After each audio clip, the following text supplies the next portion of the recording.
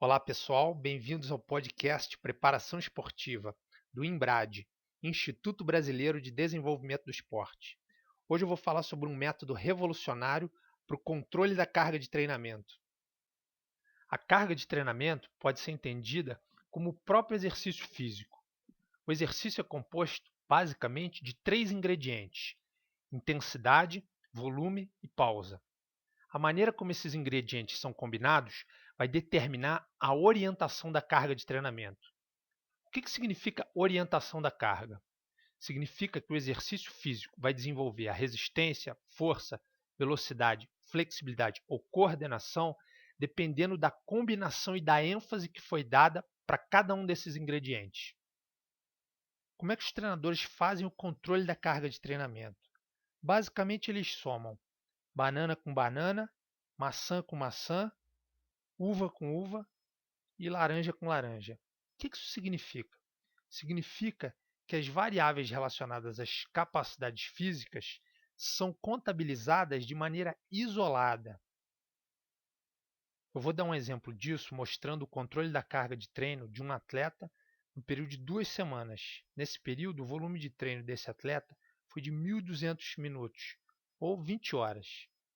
Na primeira semana, esse atleta treinou 400 minutos de resistência e na segunda semana foram 435 minutos dedicados a essa capacidade, totalizando 835 minutos nas 2 semanas. Em relação à força, foram 160 minutos na primeira semana e 120 minutos na segunda semana, com um total de 280 minutos nas 2 semanas. Em relação à velocidade, o atleta não treinou na primeira semana, na segunda semana treinou bem pouquinho, foram só 15 minutos. E em relação à flexibilidade, treinou 40 minutos na primeira semana e 30 minutos na segunda semana, totalizando 70 minutos de flexibilidade. Essa é a maneira tradicional de fazer o controle da carga de treinamento. Tem uma outra maneira de fazer o controle da carga de treinamento. Para diferenciar ela do método tradicional que eu acabei de apresentar, eu vou apelidar ela de método PSE, que significa percepção subjetiva de esforço. O método PSE foi descrito pela primeira vez num artigo publicado no ano de 2001 no Journal of Strength and Conditioning Research. O nome do artigo era A New Approach to Monitoring Exercise Training, que pode ser traduzido como uma nova maneira de monitorar os exercícios de treinamento. Como é que funciona então o método da percepção subjetiva de esforço para o controle da carga de treinamento? A primeira coisa que você tem que fazer é somar a duração total da sessão de treinamento. Isso significa que você tem que somar a duração da parte preparatória relacionada ao aquecimento, você tem que somar ela com a parte principal da sessão e com a parte final. E aí você vai encontrar a duração total da sessão de treinamento em minutos.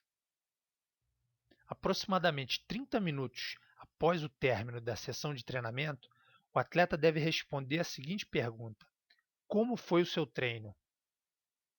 Para responder essa questão, o atleta vai se utilizar da escala de percepção subjetiva de esforço, a escala de Borg de 0 a 10. Então, olhando para a escala, aproximadamente 30 minutos depois de ter terminado a sessão de treinamento, o atleta vai responder como é que foi a percepção dele em relação ao treino daquela sessão de treinamento. Por que é importante fazer com que o atleta dê a nota 30 minutos depois do término da sessão? Bom, pode acontecer do atleta ter terminado a sessão de treinamento fazendo um exercício muito intenso. E se ele desse a nota imediatamente depois de ter terminado esse exercício, pode ser que a percepção dele ficasse contaminada, porque o que a gente quer é uma nota, que o atleta atribua uma nota que represente a percepção global para toda a sessão de treinamento. Então, a maneira que os autores encontraram para validar essa questão e minimizar o risco, né, de um exercício final comprometer a nota que o atleta vai atribuir para toda a sessão de treino, foi dando esse espaço aí de 30 minutos após o término da sessão de treinamento. Como é que faz para calcular a carga de treinamento a partir do método PSE? A primeira coisa que você vai fazer é multiplicar o valor da duração da sessão de treinamento em minutos pelo valor que o atleta atribuiu à percepção subjetiva de esforço para uma determinada sessão de treinamento. E aí você vai encontrar a carga de treino da sessão de treinamento. Eu vou exemplificar o emprego desse método a partir de dados de um microciclo de um atleta. Esse atleta treinou na segunda-feira corrida e a duração do treinamento foi de 100 minutos.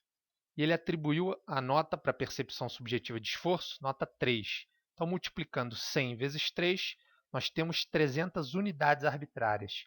Por que unidades arbitrárias? Porque a multiplicação da duração vezes a percepção subjetiva não resulta em nenhuma unidade de medida do Sistema Internacional de Medidas. Então, por isso, unidades arbitrárias.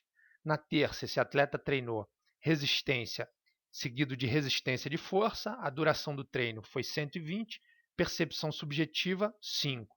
Multiplicando esses valores, nós temos a carga de 600 unidades arbitrárias. Na quarta-feira, o treino foi flexibilidade, seguido de resistência, duração de 90 minutos, percepção 2. Multiplicando um pelo outro, a carga 180 unidades arbitrárias. Na quinta, o treino foi força máxima, 120 minutos, percepção subjetiva 3, 360 unidades arbitrárias. Na sexta, o treino foi flexibilidade seguido de resistência, repetiu o treino da quarta, a duração foi a mesma e a percepção subjetiva também foi a mesma do treino de quarta-feira. Poderia ter sido diferente, por alguma razão o atleta atribuiu a mesma nota, mas não necessariamente isso vai acontecer. Então a carga foi de 180 unidades arbitrárias na sexta. No sábado, foi treino de resistência seguido de resistência de força, repetiu o treino da terça, a duração que na terça tinha sido de 120 minutos, no sábado foi 150 minutos e a percepção subjetiva foi de 6, então 900 unidades arbitrárias. No domingo esse atleta descansou, então portanto duração igual a zero, percepção também zero. E o que a gente faz com essas informações? A gente pode somar as cargas de cada um desses dias e encontrar a carga total do microciclo, que nesse caso foi de 2.520 unidades arbitrárias. Esses números podem ser expressos na forma de um gráfico, e aí você vai visualizar a dinâmica da carga de treinamento no microciclo.